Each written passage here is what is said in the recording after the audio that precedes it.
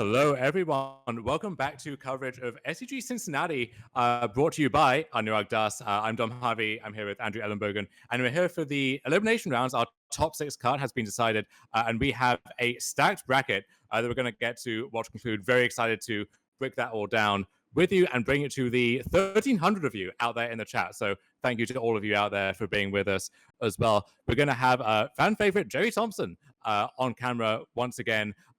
If you watch SCG open streams, SCG tour streams going back over a decade now, you've seen a lot of Jerry here. Very good to have him back in the saddle, back on camera here, and going to be going up against Ray Tan's team, one of the lesser known teams in the top six, but one that Jerry's team has already taken a loss to in this tournament. So they're looking for redemption here.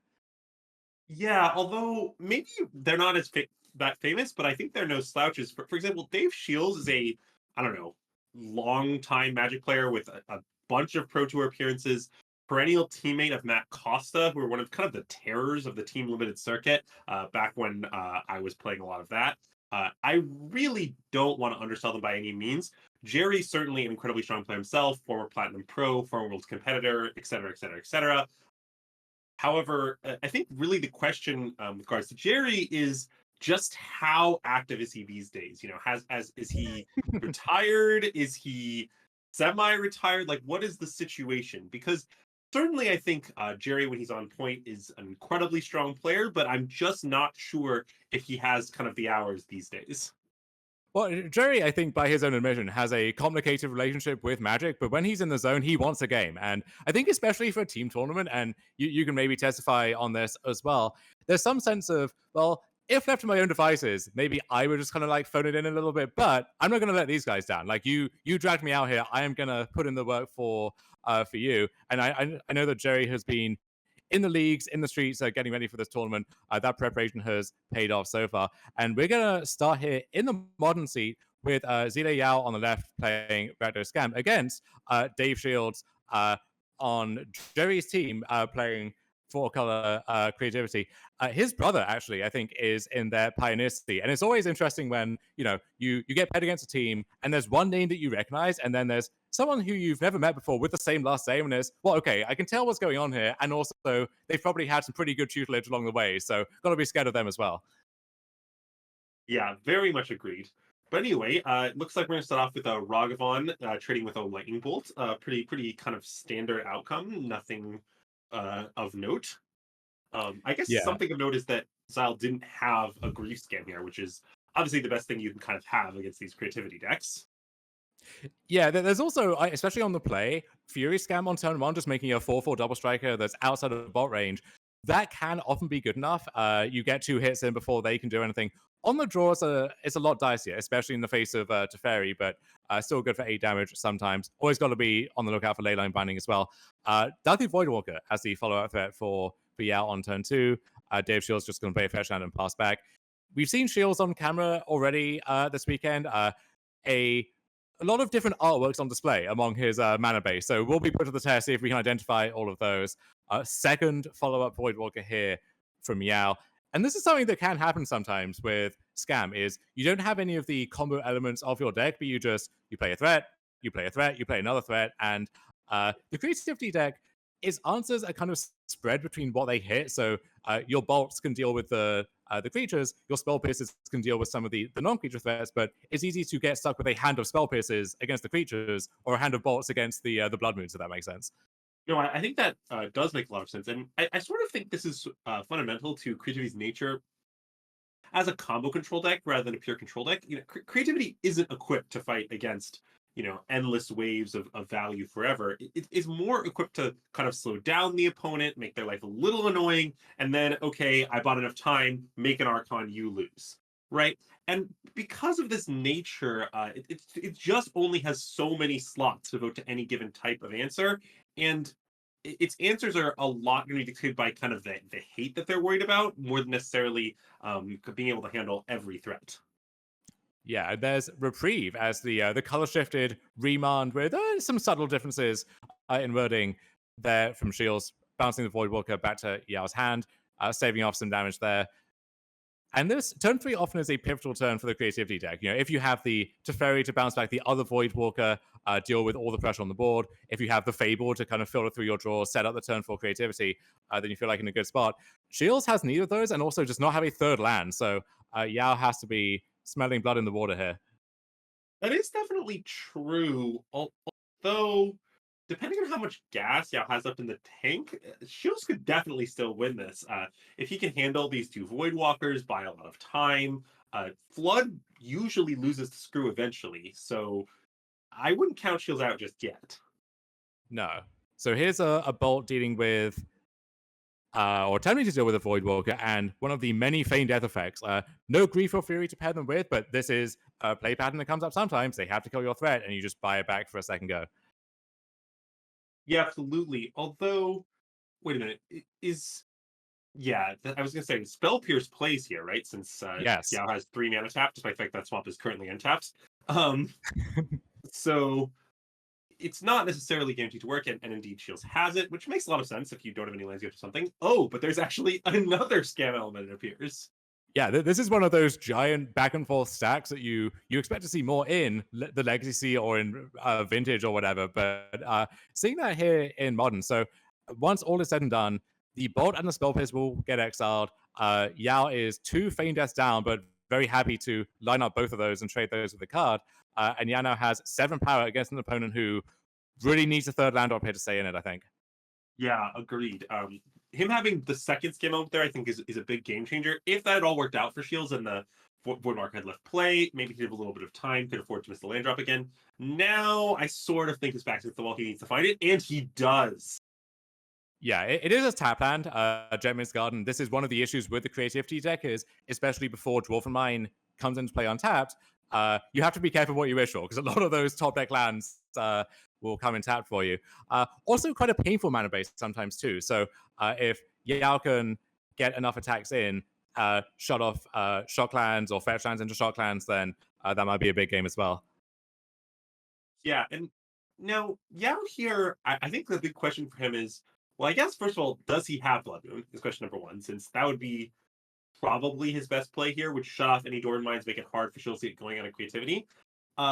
However, the follow-up question is, if he has Blood Moon, does he want to jam it into a pretty scary looking Spell Pierce from Shields?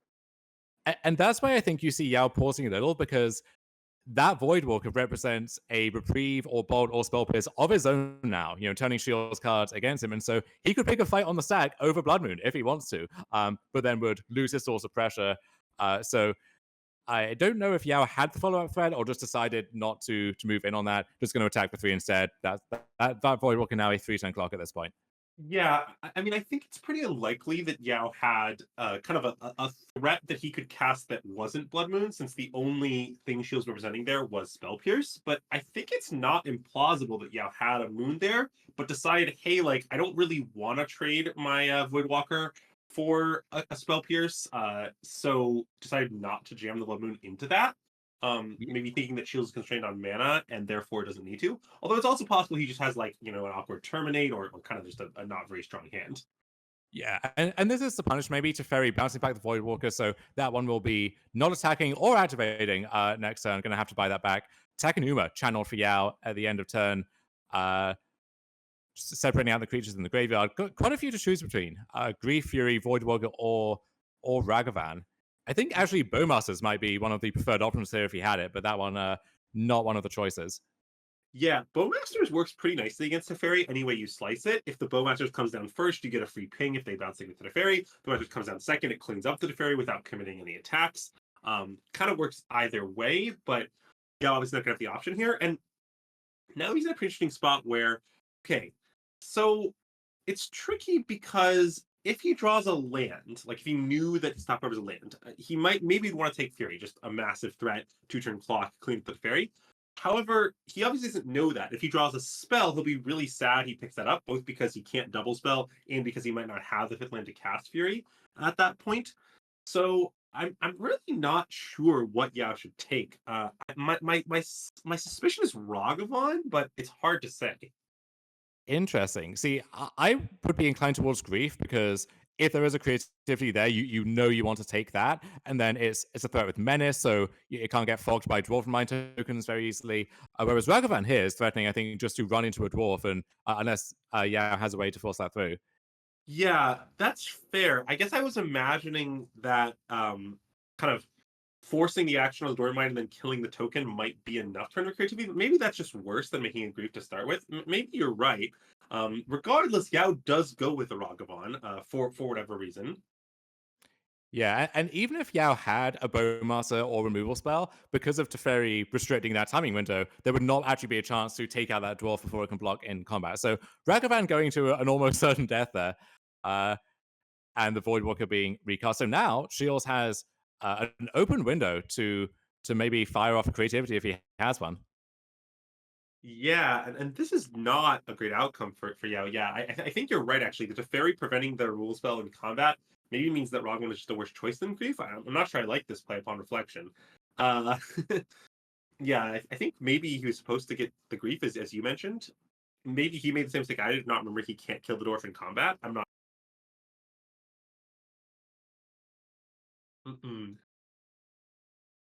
So Teferi ticking up, which does actually give Shields the option too of going for creativity on Yao's turn to ambush something in combat or get a little bit more tricksy there. Yeah, and it's not clear how impactful that is, since the only attacker Yao has at the moment is a Voidwalker that can attack. Um, but it looks like Shield doesn't have it, because I imagine he would go for creativity here if he had, that is, a land plus a creativity, that is a way to make fodder and the creativity itself. Although Yeah, possible he has the creativity still and just didn't have a land, since we know he's land light. which makes last turn more interesting, because if he had the creativity then, he chose to make a dwarf and then trade it with the Ragavan, could have potentially just taken the hit, made the dwarf end of turn, and then, or on his own turn, and then been able to go for creativity there. So maybe expecting, look, I have a lot of fair chance on my deck and Dwarven Minds. Any of those represent creativity fodder. And if I miss, well, I have this Fable, I have other stuff. I'm not really under a lot of pressure. Uh, I just don't want anything disastrous to happen if I let the Ragavan hit me. Yeah, definitely agreed. Shields might be thinking that he can kind of lean on the control side of his deck in this particular spot and not necessarily need to rush on the creativity. The, Probably a Fable, a Teferi, and 4 lands is going to be able to take on a Voidwalker kind of on average.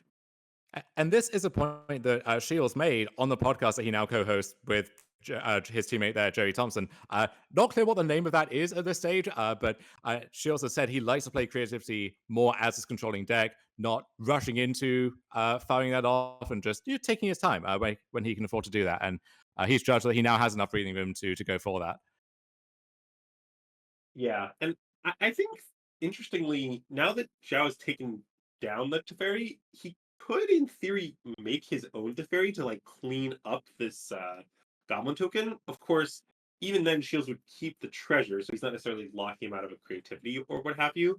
Um, it just would prevent him from fighting back on the stack or anything like that. But maybe that doesn't matter. I wonder if there was some weird leveling war as well, where once Yao Takanuma's back the Ragavan and sends it into the open fetch land that represents a Dwarven mine. At that point, you're thinking, okay, what's going on here? Like, this player's face up. So if I let it hit me, is something weird going to happen? If I just bite the bullet and make the obvious trade, is there some follow up that I'm not expecting? Like, let's say you make Shields fetch for the Dwarven Mine. Now he only has red up, and then that gives you a window to Blood Moon or something. There's actually a lot going on there that was not apparent there on the table. Yeah, definitely agreed. But I think at this point we can reasonably conclude that Yao just doesn't have the Blood Moon. There's that moment where he thought maybe he had it and was waiting on it, but I think like it probably would have hit the table by now if he had access to it. Yeah, it doesn't have Moon or really much of anything else, it looks like. One card there in hand, two cards. Okay, there is a Terminate there to go after the Goblin token. Yeah, and something I'll say about this Gamers Creativity matchup is so I definitely think this matchup is close. I don't think it's some sort of blowout or what have you. But most of Scam's equity is in the early game. And if your first rate gets cleaned up, you don't have a brief scam, a furious scam, or anything like that, I do generally want to be on the creativity side as the game goes along. And so I don't really like this spot for Yao. I don't think that Scam is very well equipped to come back from behind in this particular matchup. Yeah, and you called it early on, right? Where Yao had the two Voidwalkers, was applying pressure. You said that if Shields can deal with this first wave, then Yao could just kind of fizzle out here in the mid game, and that's exactly what happened. Yeah, agreed. Because now one of the problems for Yao is like, okay, let's say Shields doesn't have the creativity. Obviously, he does. Yao's in huge trouble. But let's even say that he doesn't. Okay, well, he has a Void Walker, which is a 3-turn clock, but Shields will probably be able to find either creativity or removal spell in that time. And this creativity is ready to flip on the other hand. Like, I don't know, it's pretty scary. Um, Yeah, so the shields are down here. Theoretically, if Yao had a Bowmaster or a Terminate or something, the one target for the creativity could be dealt with, but Shield senses the coast is clear, and he's right, and now we're going to see Archon of Cruelty cleaning up the board, and I think ending Yao's hopes in this game. Yeah, and something Shields might have been thinking here is, okay, let's say that Yao has the removal spell in response, right? Obviously, not great for Shields if it ends up going that way, but that would mean that Yao would be hellbent with just the 3-2 in play, and then the reflection presumably gets to live. And although creativity isn't the best at kind of abusing reflection or whatever, it's still a pretty scary card, able to copy other goblin tokens, dwarves, etc. And so maybe he's thinking that like his B threat is good enough that he's just not that scared. So one thing that could happen here, I suppose, is if Yao has another Feign Death effect, can use it on the Voidwalker. The Voidwalker would come back, and then if there is anything in that stack of stuff with Void counters on it that could bounce back the Archon or trade with the Archon, the dream would be his own Archon again, right? To kind of flip the script back on Shields, but looks like the first part of that equation is coming through though, so we'll see what the Voidwalker can dig up here. Yeah, I certainly am not aware of the full list of cards that Yao can pick from here. Teferi bouncing the Archon we know is an option, but I don't know if he can do better than that or not. If he does Teferi and bounce the Archon, his spot isn't horrendous, although I think Shield still has a couple of cards in hand. Yeah, we would have a game still, and if Yao has, let's say, a grief on the same turn or something, or a decent follow up, then we might have called it prematurely, but we'll see. Yeah, and people who are not familiar with the Scam deck or perhaps like Voidbarker might not be aware of this, but Dolly Voidbarker, when it casts cards, casts them for free. So whatever Yes. Yao do for this turn, he gets the cast in addition to this defend. And that's the dream against any deck like this, any big mana deck, reanimated deck, is sometimes you Voidwalker, and then you have a discard effect, you snipe their Archon of Cruelty, their Emrakul, their whatever their big thing is, and turn it back against them as early as turn 3. Yeah, but it looks like Yao's draw step and his trade card, neither of them is a good play on his main phase, which is a pretty bad sign, I have to say. Maybe there's a Bowmasters in his speed threat. Maybe that's why he didn't main phase, but that's a shine of real weakness if he doesn't cast anything.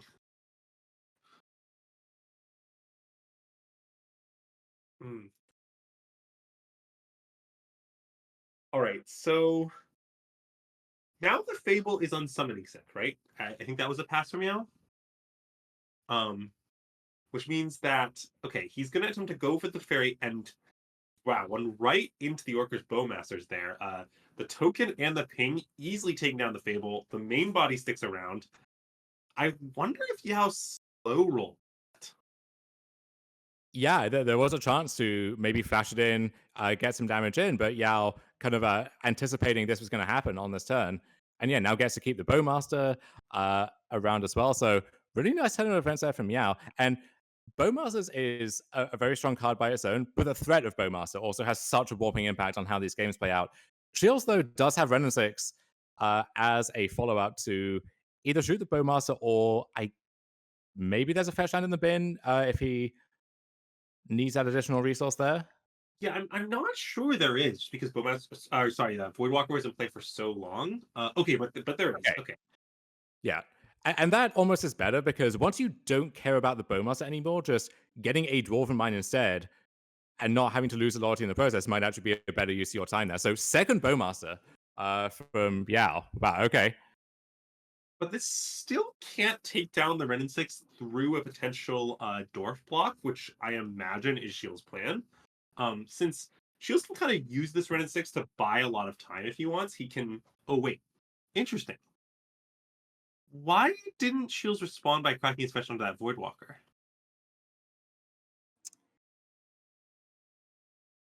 What It does is a that good mean? question. So he might decide that he's just going to let the Ren and 6 die potentially, or if he thinks that, like, what is the prospect of actually buying that back again in a future turn? Like, if the Ren does die, if that's remote, then maybe he values the instant speed timing of it a little bit more. Yeah, like not commit your dwarf until you're ready to go for it, kind of. Not Yeah. give Yao a golden opportunity to exchange his removal spell, something like that. Yeah, Yeah. I think Shields might, at this stage, he might be thinking, the way I win the game is another creativity, and I want the fodder for that. Although just goes against a try him instead. Yeah, I was wondering if Shields had outs involving a hard cast Archon.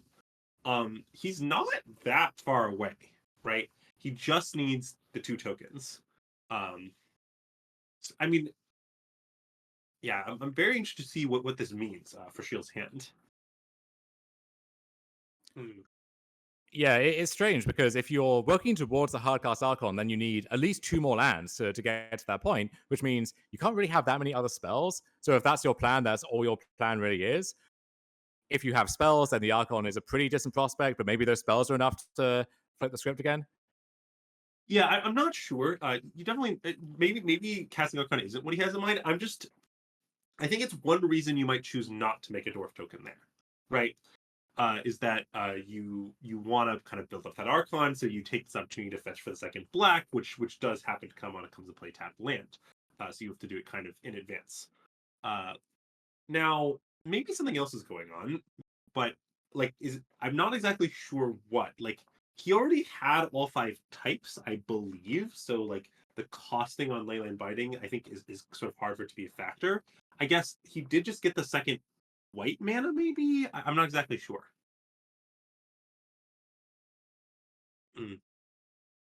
Dom, Yeah. can you tell what tri-lands he has in play?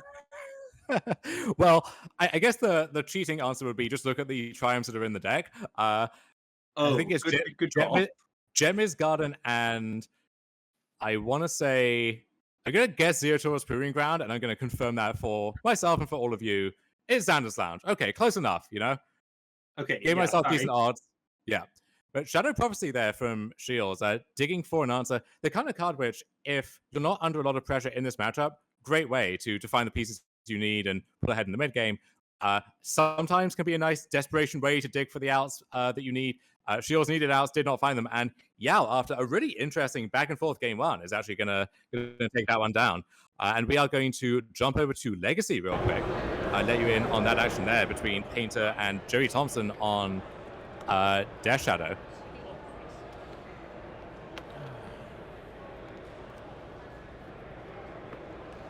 Tarzan, 5.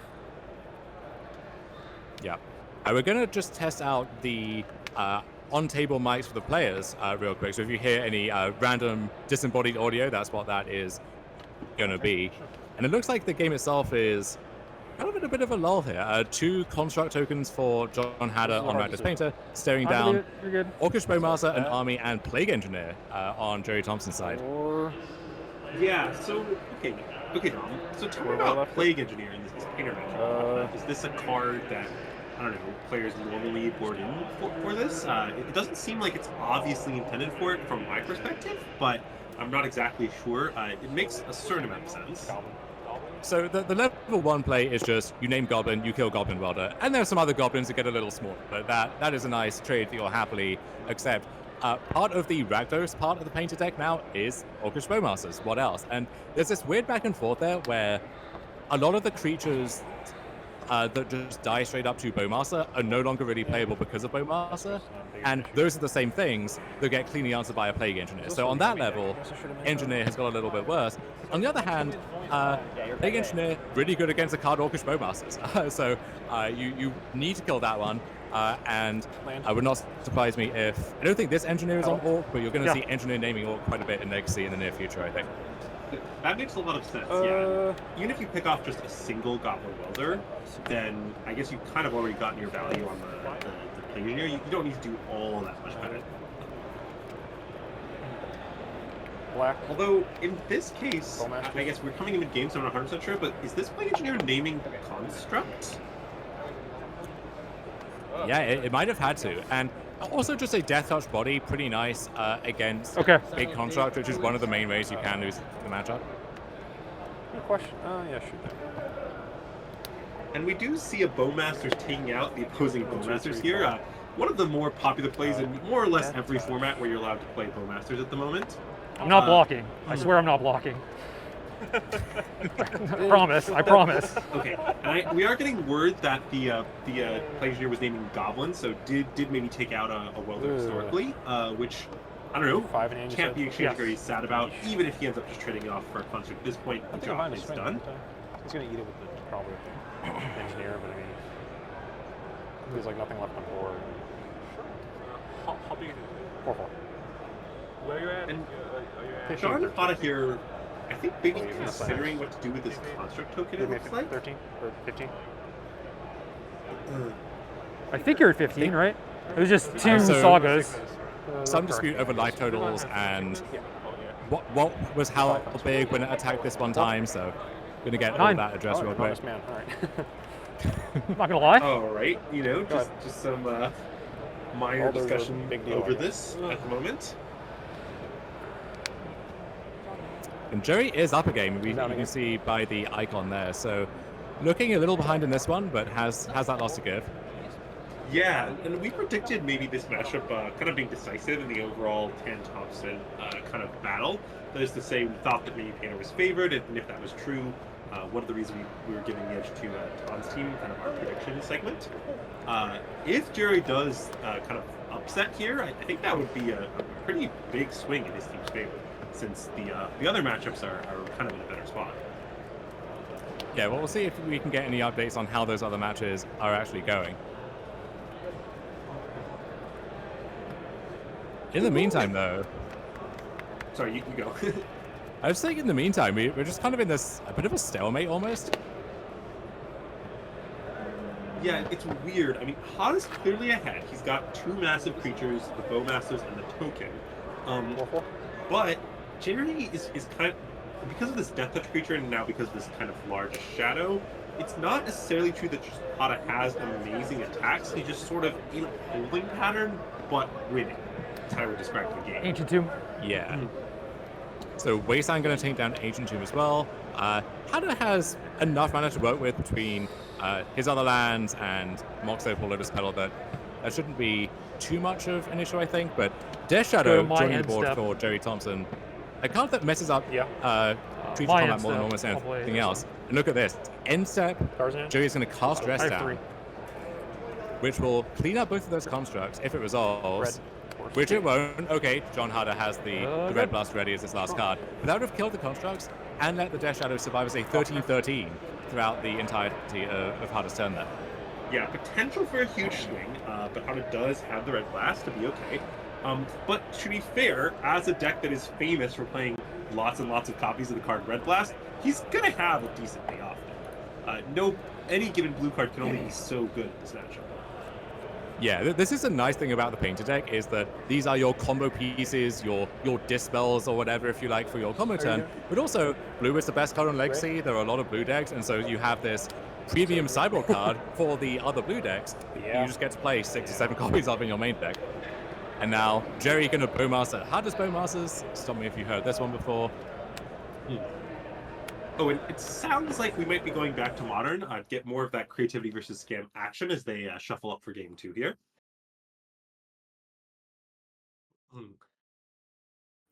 Yeah, Jerry was one of the first people to actually put Death Shadow on the map over a decade ago in Legacy, playing it with Sylvan Library and Berserk and a bunch of these other very cool synergies there. So a real treat to see him get to play it in the Year of Our Lord 2023.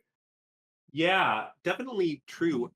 Originally, I think Shadow kind of came on scene Legacy as sort of a way to win Delver mirrors while basically being Delver, just because your creatures are larger and therefore good against the smaller removals such as Lightning Bolt and what have you. However, these days, I think it's mostly reaction to just kind of how strong Bowmasters is, right? Cut your one tonus creatures, and also you get to play 4 Bowmasters. Pretty appealing. Yeah. Chat rioting that we are back watching the mod match here. We will get you what we can of Jerry versus Hatter, don't you worry.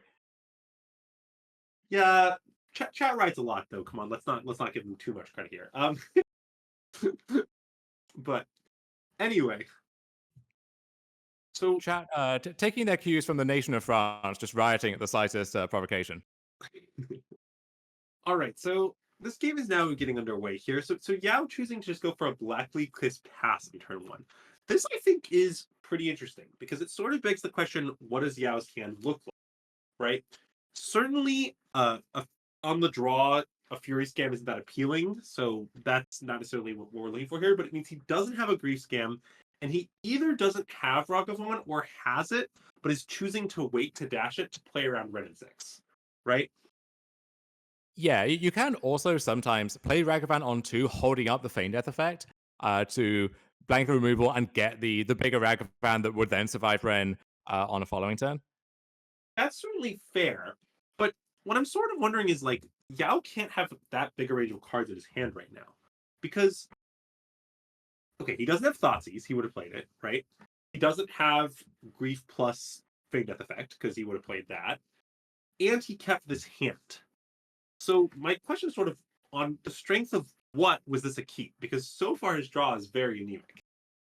The answer might be there in Engineered Explosives. A pretty good sideboard card in Modern, a go-to sideboard card against creativity for basically any deck. Just sweeping up any of the non-flipped Fable creativity targets. I think it's actually a little overrated in that role though, and out of scam in particular. And it would not be the thing that prompts me to keep a hand if the rest of it was not appealing to me. Yeah, I kind of wonder if Yao has something like EE plus Blood Moon.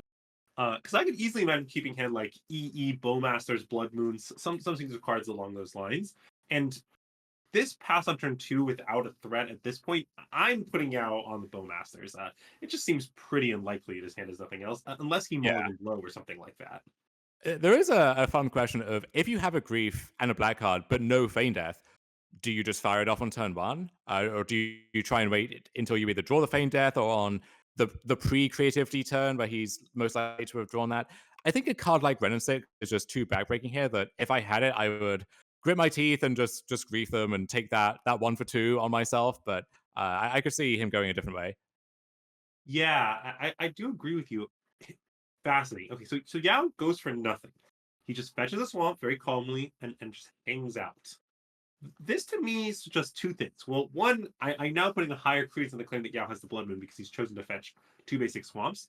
Now, he might do that preemptively, but because this makes it hard for him to cast Pyro and he might not have another land, uh, I think double swamp in a row is a little telling, and Shields might pick up on that. Okay, so pitching an Undying Malice to cast Grief. So either there's another one or this is the only black card left. Yeah, pretty interesting. He might just be griefing here because this is the pre-creativity turn. He might be doing it because he finally found the 3rd black card. He might be doing it because he wants to clear the way for his Blood Moon. It's sort of hard to say which is most likely.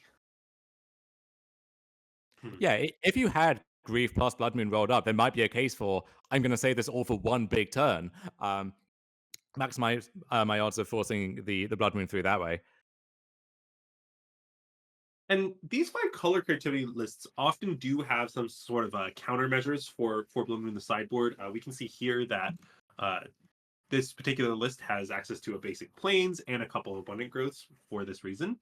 However, if they don't have them kind of pre the bloom resolving, they're in a really bad spot. Because at that point, you have to just hope to naturally draw your basic plains or somehow manage a creativity without being able to play anything but red spells, something like a Fable.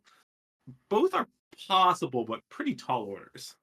Yeah, you see some more obscure options like Strike It Rich 2 as a card that gives you a creativity target you can cast under Moon and also can just let you fix your mana to then unlock yourself from the Blood Moon later. So yeah, Grief going to take Spell Pierce, and now here is Blood Moon, which Okay, this turn went the way that Yao wanted it to, but Shields is going to get to fetch, cast Shadow Prophecy in response, and then can untap and cast Fable. And even though Yao does have the explosive to deal with the Goblin token, the Reflection can be an issue. Chapter 2 with the Rummaging could be an issue as well. So I don't hate Shields' spot here, actually. No, I agree with you. Zhao has his hand accomplished its goal. He kept this hand, I think, on the strength of, well, I have pretty good outs to get a grief scam. Didn't end up getting there, right? But I bet his keep was something like scam element, grief, blood moon, EE, 3 lands, right? Like that's a keep, I think. Outs to turn one, grief them, strong blood moon, decent hate card in EE, and also EE blood moon generally are two big cases go together because it prevents the Fable from sort of single-handedly stopping you. Okay, so Shields is going to take a different line. He's going to binding the Endrinid Explosive in response, freeing up every portion of the Fable to do its work, kind of nullifying his own Shadow Prophecy in the process there. Yeah, but Interesting. this could make sense though, right? Because kind of his logic, I think, is, well, if I'm not going to be able to cast the vast majority of my cards, how much value is the Shadow Prophecy really, right? Like most cards in my deck are blanks. Now, obviously, if he finds a second Fable or a second or Creativity, then he's pretty happy. Cast Shadow Prophecy, but sort of like most of his cards are irrelevant here.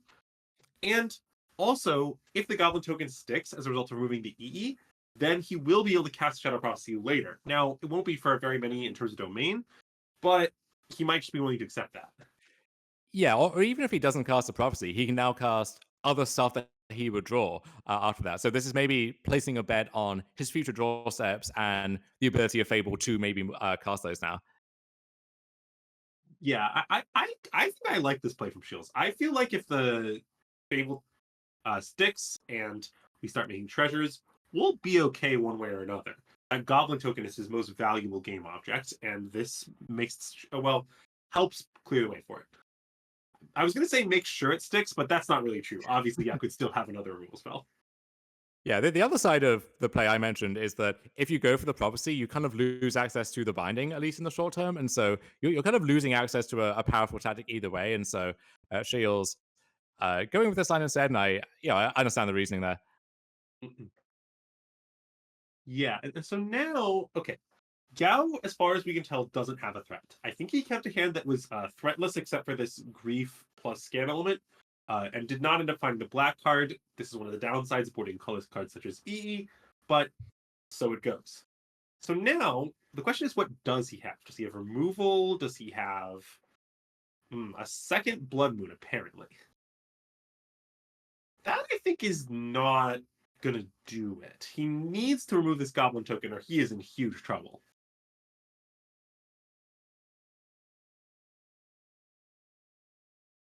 Since, like, okay, in this situation, if the Goblin token lives, Shields can cast anything he wants. He'll have plenty of things to creativity into between the Reflection, the Goblin, and even the Reflection's copies, if the game goes that long.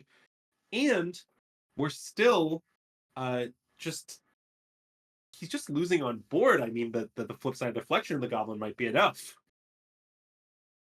Yeah, I think Shields was going to beat the first Blood Moon, and the second one doesn't really help you out.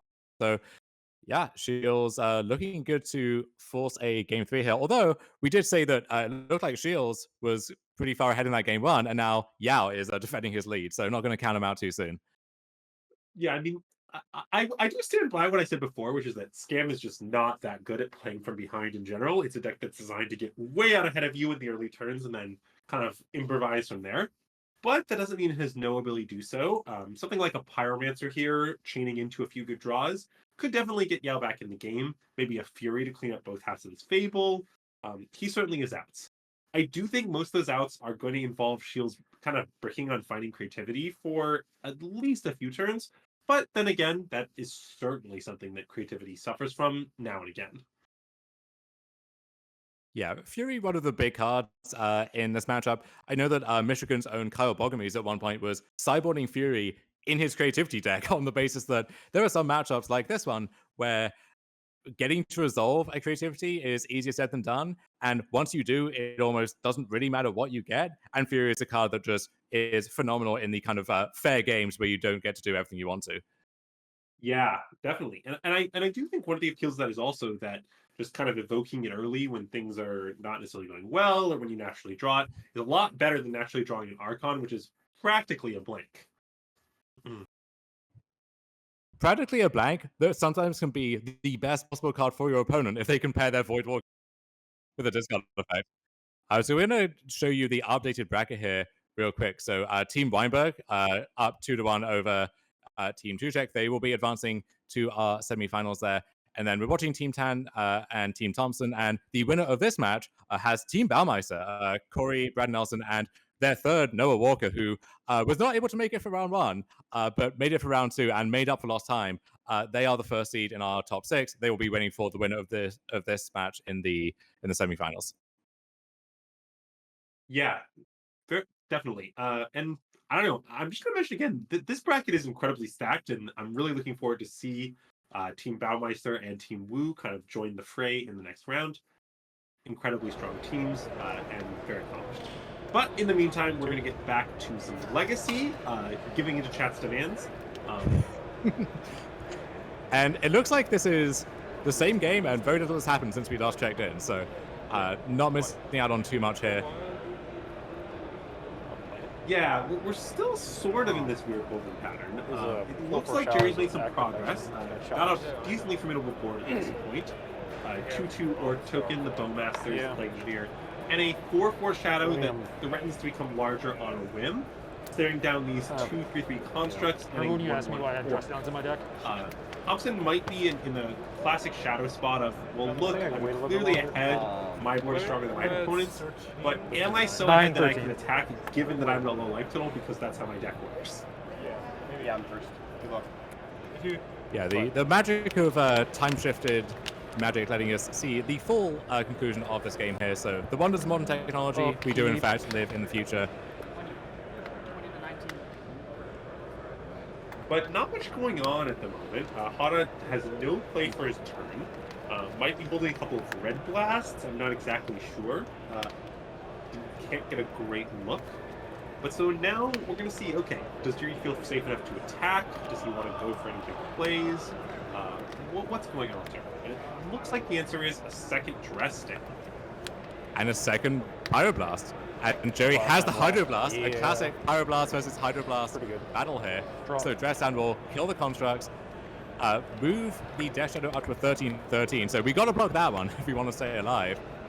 And Jerry then free to attack for 6 with his other creatures as well. So yeah, phenomenal turn there from Jerry. I mean, this I think is going to be backbreaking for John. This is 13. Not only does he lose his entire board, but also his Mox Opal is now off for the future. So I don't really see any road recovery. Neither does John, and we move to game 3. Rematch. Oh wait, I'm sorry. Oh no, oh no, we do not move to game 3. That is the match. Save me. Absolutely not. Yeah. So John, I think, didn't realize immediately that he was dead, but the Dress Down Shadow interaction pointed out. So that is going to clinch the Legacy match there for Jerry Thompson. I said maybe the painted deck would be ahead there, but a pretty convincing performance there from Jerry. And now all that team needs is for Dave Shields here to win his third game, or for his brother in the Pioneer seat to win that one. I mean, look, if at any point in time the Death Star deck resolves Dress Down, I think it's going to be favored, right? It's mostly just that, well, Dress Down doesn't resolve that often against the Milling Pyroblast deck, but Jerry had multiple Dress Downs, he had the counterspell backup, and I don't find it shocking that once Dress Down hit the table, things ended in a hurry.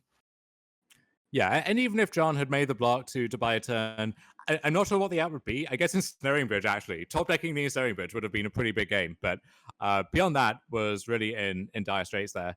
So now we have a two-headed giant of sorts over here in the Pioneer seat, it looks like. Yeah, and I think different teams kind of have different stances on how much their teammates do or do not help them in spots like this. Often, I think your teammate helping you can kind of leak info to the opposing team and therefore has to be used pretty sparingly. But that's not to say that a key comment here or there sometimes make the difference. So see how this kind of plays out. Yeah, I think on one level, when you're choosing your teammates, you want people who you have enough faith in from their individual record, that you would just let them stay in their lane and do their thing, and you can be confident in that. At the same time, if you have that kind of synergy with your teammates where you can be more than the sum of your parts, then you want to harness that if you can. So different strokes for different folks. For this team, there's a fraternal aspect to it too, where you have Dave Shields there in the middle and his brother there on the left. So they're very used to talking about Magic with each other, and so if anyone's going to understand you, you would hope it would be your own sibling. Yeah, that makes a lot of sense. And I know that not everyone kind of not everyone wants to have all of their lanes at Kincaid Ocean with the team event, but because of the order of your seating, in some sense, you only get to pick, you always have to cut your least valuable one. So the order of the city might tell something about how these players plan to play this out. But anyway, we're now into the match, and Rakdos Scam, we'll see if they finally have a scam hand. Is this the hand? Yeah, I was thinking might be.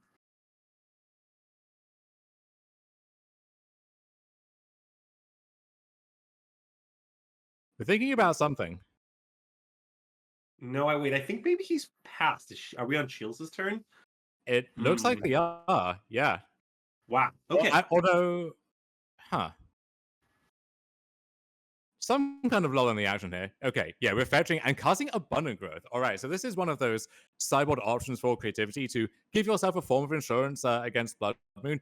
It does have to be a preemptive one. You can't really cast the Abundant Growth if you're locked under the moon, but just a nice turn one play you can build into your curve. And also, the creativity mana base is a little rickety at the best of times, and so Abundant Growth, you do have to fetch a specific land to cast that, but it's a classic splashing Birds of Paradise kind of situation.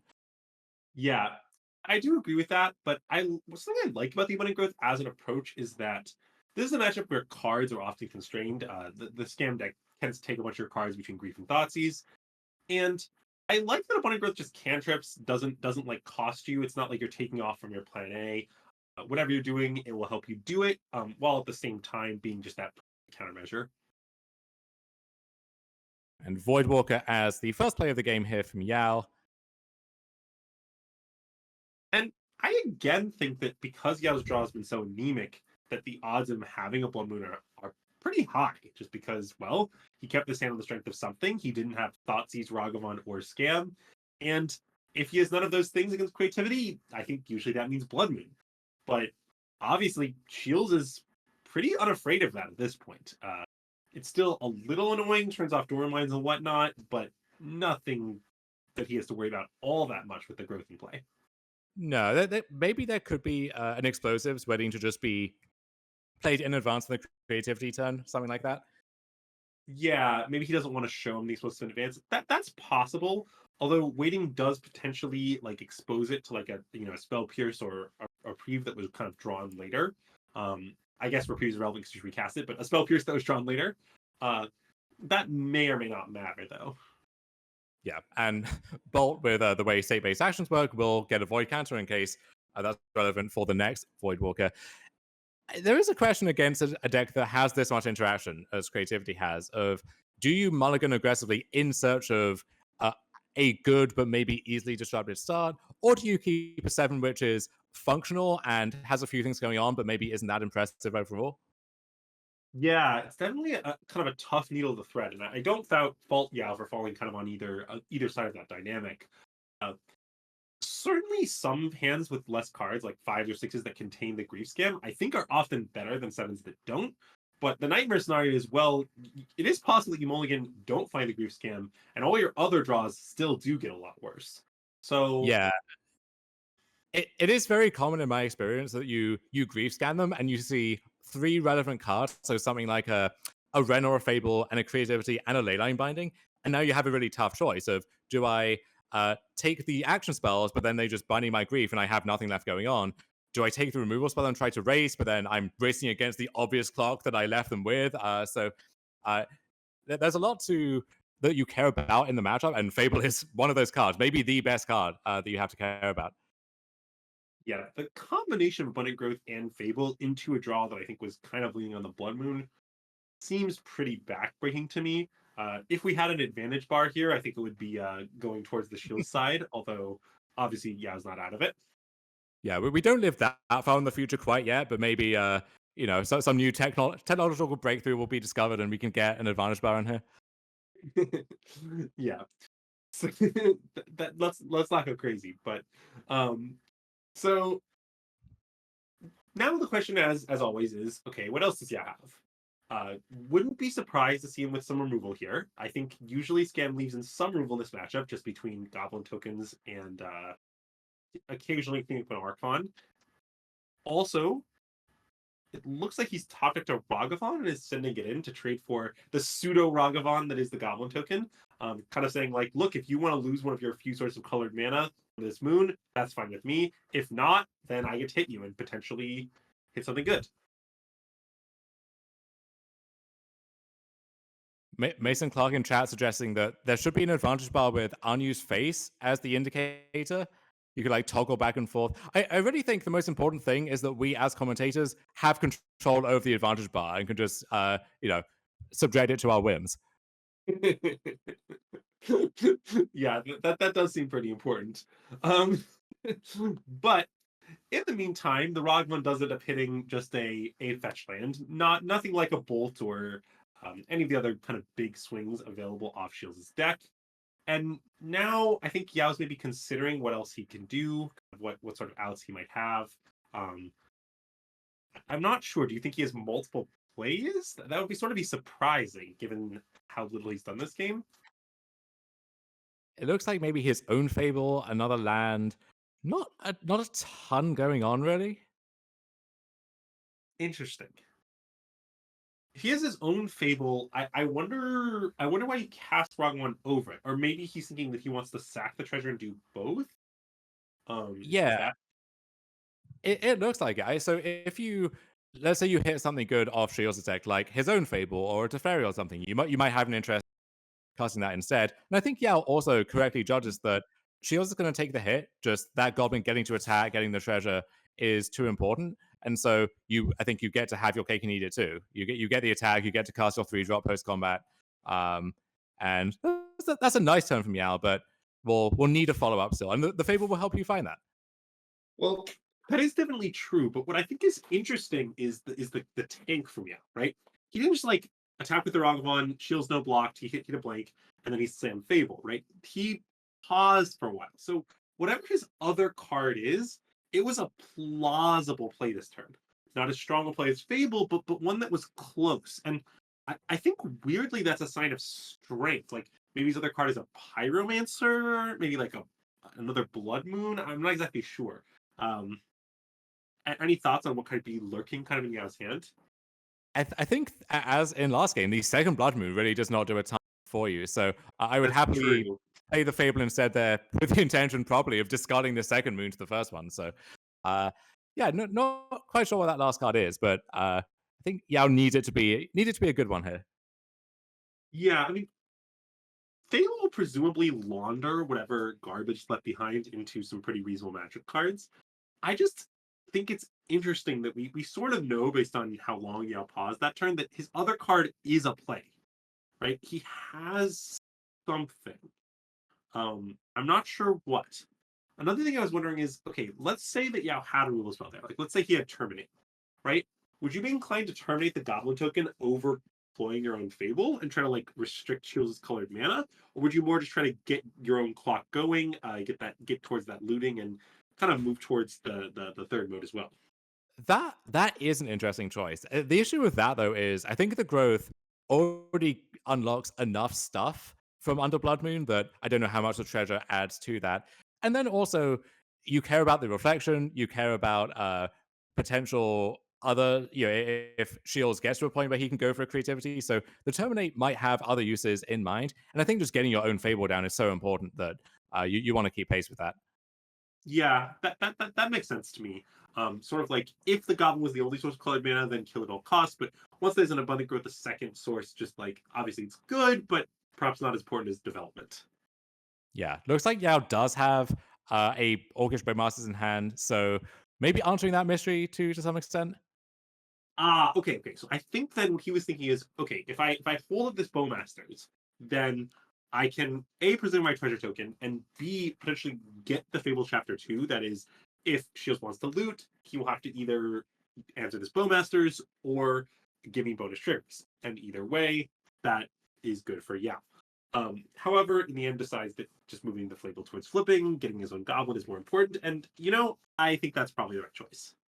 Yeah, and the crucial difference with Fable versus Seasoned Pyromancer against Bowmaster is with Seasoned Pyromancer, that trigger always happens and you have no choice about it. If you have cards, you're discarding them, you're trying to draw two. With Fable, you make that choice and you make it when the ability resolves. And once you make the choice, there's no window for Bowmaster to come down in response. So you have perfect information at the time where you do that, and their hand is forced if they have the Bowmaster. So Fable a lot better in the face of Bowmaster, kind of nice on the back end with Reflection copying Bowmaster too. And so there's been this age-old debate in Scam of should you have Fable first or Pyromancer first? Traditionally, Pyromancer has been the answer there, and that debate rages on, but Bowmaster on either side is at least 1 point in Fable's favor.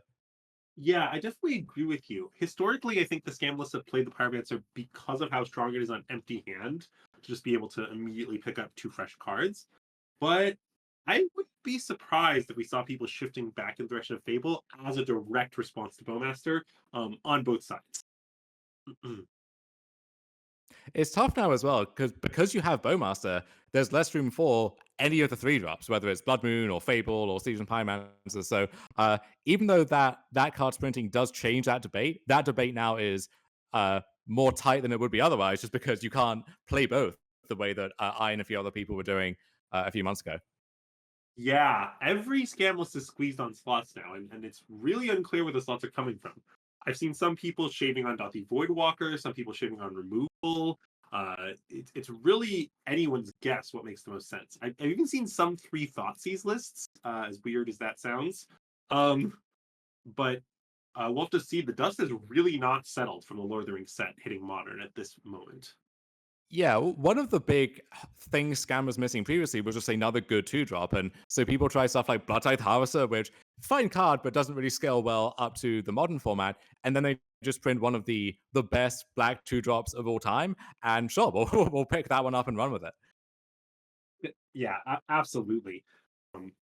Honestly, I think that Bowmasters is in no small part responsible for Scam's dominance at the moment. I remember when Scam was kind of first hitting the scene. Sorry, when Bowmasters was first hitting the scene in the Scam lists, there were some lists running around with 3, and at least personally, it took me about 3 matches to move up to 4. And I don't know, the community has not looked back since.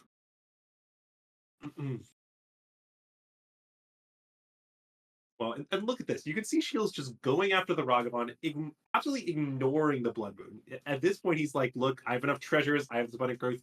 I don't care about your moon. It can sit in play for all I care. I'm going to answer your actual threats. Yeah, it always feels bad when you draw what is meant to be your high impact play in the matchup, the card that you're keen to sideboard in, and then you draw it and you resolve it, and it just doesn't really do anything.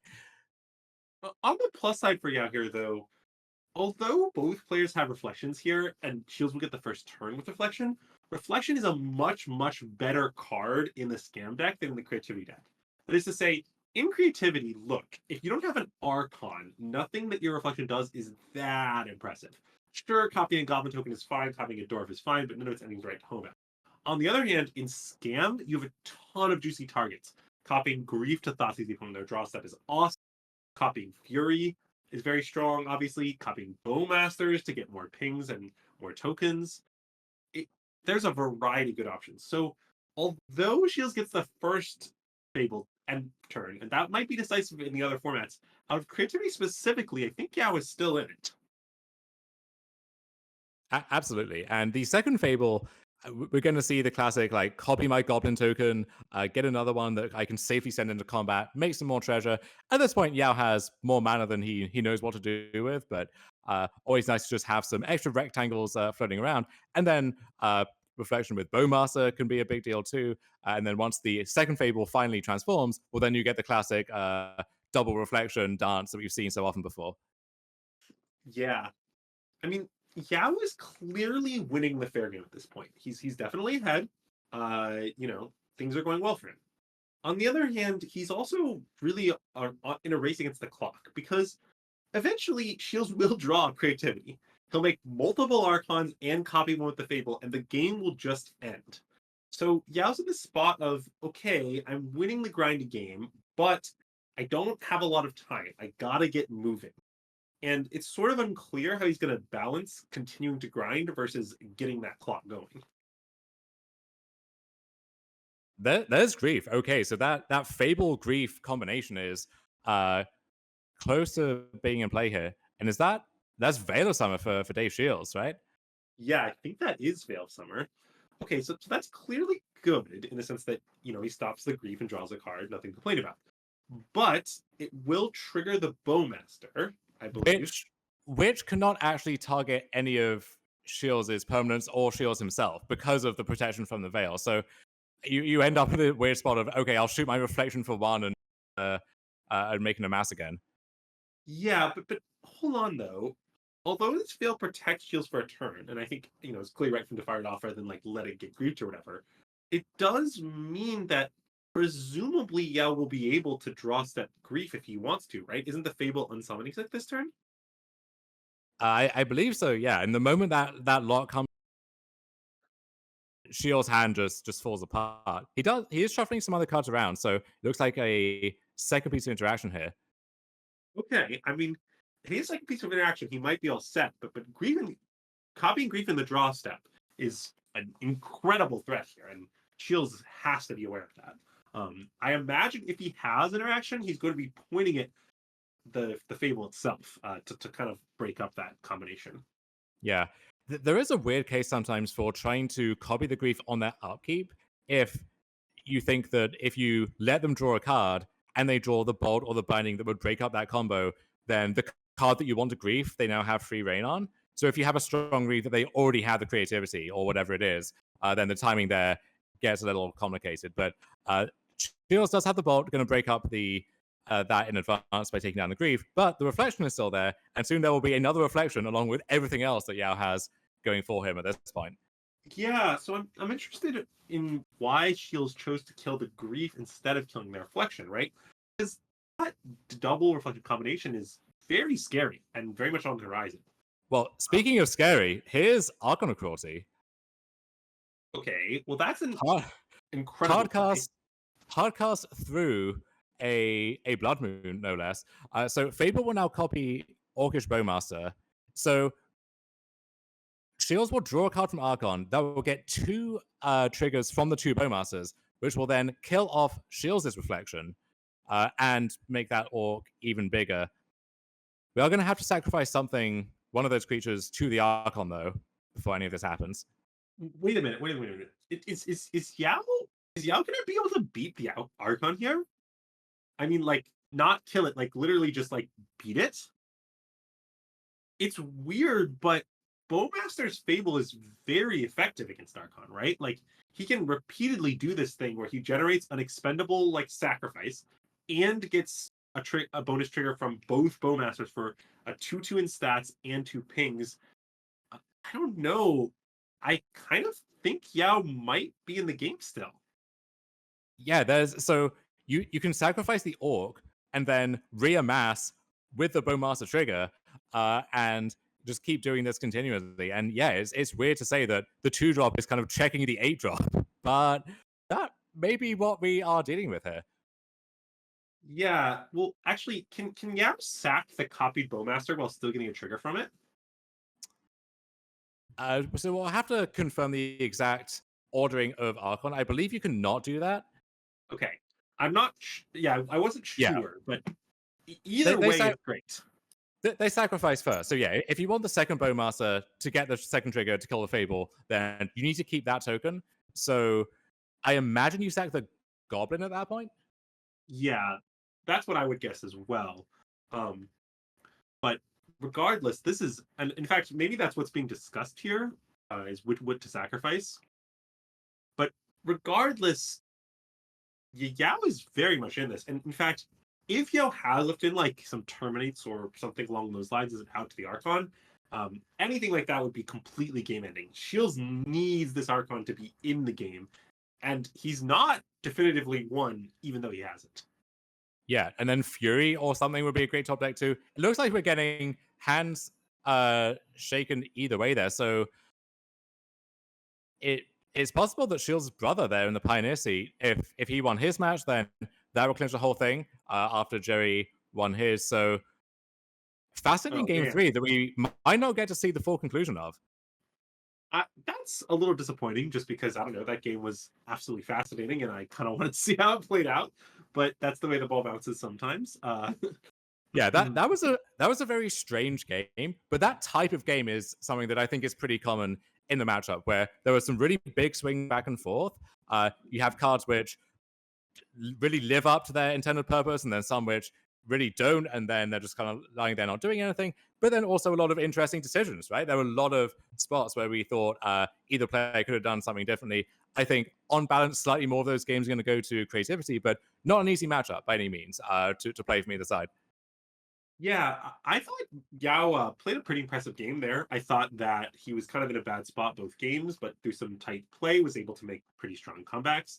Um, whether or not that ends up being incredibly up to the match, I think absolute credit to him for playing those games out well and managing to stay in it when kind of behind and demoralized. And notably, as you flagged up, didn't pull off the early scam in any of those games, and yet was still able to outgrind the grindy combo control deck. Mhm.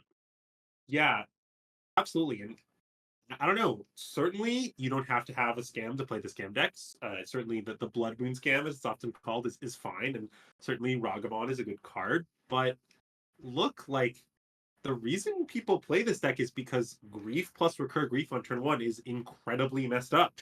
Um, and Fury plus Recur Fury is, at least on the play, incredibly messed up too. So to never have it is a beat. It's going to happen to you sooner or later. Not every match, every time can have that specific draw, but I do think running a bit cold. Yeah. So the Jerry Thompson team, Jerry Thompson, Dave Shields, and someone else with the surname Shields. I'm going to confirm that for you real quick. I'm going to be moving on to our semifinals here. We're going to see where we can get you next in terms of matches and the bracket and so on, but we'll try and get you that real quick. In the meantime, so they overturned at least my prediction. Do you have any updated thoughts now on who your favorite might be?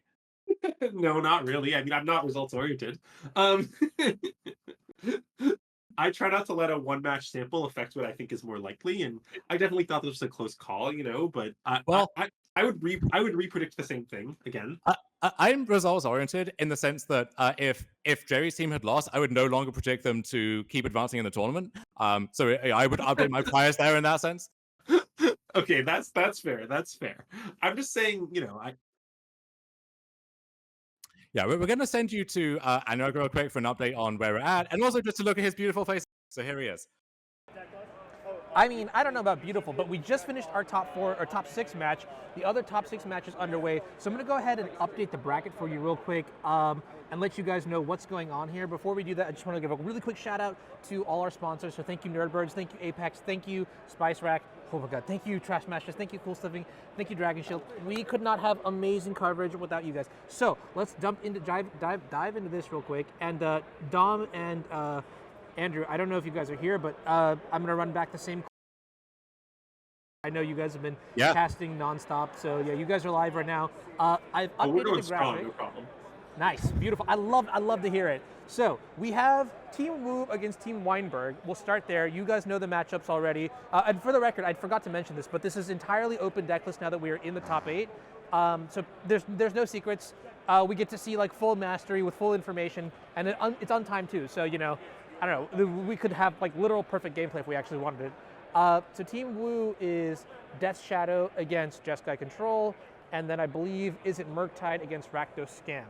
Talk to me about those matchups. Who do you think is going to win? What's the game count? All right, so let's start with Legacy there, Shadow against Jeskai Control. We went back and forth on our verdict with this one previously. This Shadow list looks a little more anti-creature. We got some fatal pushes and some snuff outs and so on that won't find as many good targets against Ben's deck. And so I'm still going back and forth there. In the modern seat, we have Scam against Murktide, which previously the consensus was Murktide was a tough matchup for Scam, one of the reasons not to play the deck. I thought it was always closer than advertised there. I think now with the printing of Orcish Bowmasters, Scam is ahead there, and it's Murktide that is struggling to find ways to make up that ground. And then in the Pioneer seat, we've got Rakdos Sacrifice against Patrick Wu on Blue-White Lotus Field. So this is the deck that he really put on the map with his top 8 at the Toronto RC, putting on a dominant performance there. And I think the verdict is still out on this deck, but Patrick himself continues to crush with it. And I think this is the kind of matchup that he wants to face. A little bit of a slower, synergy-oriented deck that gives him time to set up his Lotus Field engine, and then eventually a farewell can just undo all of that hard work. Yeah, so I honestly think that all of these matchups are close, but something that concerns me a lot is that in the Pioneer seat, this Rakdos deck doesn't have any Damping Spheres in its sideboard, like literal 0. And if that's true, I'm going to pick the Lotus Field like every time, and I think that might be enough edge for me to predict Patrick Wu's team to come through with a 2-1 victory. I still think it's going to be close. Murktide Scam is, I think, yeah, I agree with you, Scam favored with the new cards, and I think that just Kite Control versus Dimir Shadow has kind of always been close, maybe even more Control favored with the like kind of worst Shadow list, but I'm still going to predict that on the strength of that Pioneer matchup and the kind of mastery of its pilot, that Patrick Wu's team is going to win 2-1.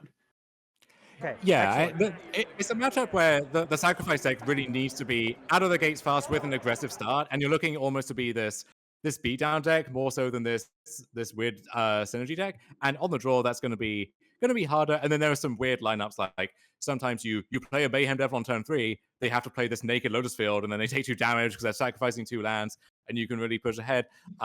With Patrick on the play, that's going to be a lot harder. So I think. It sounds like we think they're ahead in Pioneer, probably behind with Murktide in the Modern seat, although being on the play, again, maybe. And then I think I would give it to the Jeskai Control deck on Weinberg's team. So that one, I think, is pretty close. And when it's pretty close, I guess default to the team that's on the play in all 3 matches. All right. Well, I think on that note, sorry. actually, I'm going to go ahead and cut you off there because actually the players are getting seated for the top 4 match. We'll save the analysis for our actual feature match. We're going to watch Team Baumeister against Team Thompson. This is going to be a sweet match. I'm 100%. But before we do that, we're going to take a 2-minute break so I can gather my bearings. I've got some things I got to figure out as well. And we'll be back in about 2 minutes or so with the top 4 here. This is going to be some insane magic, so don't go anywhere.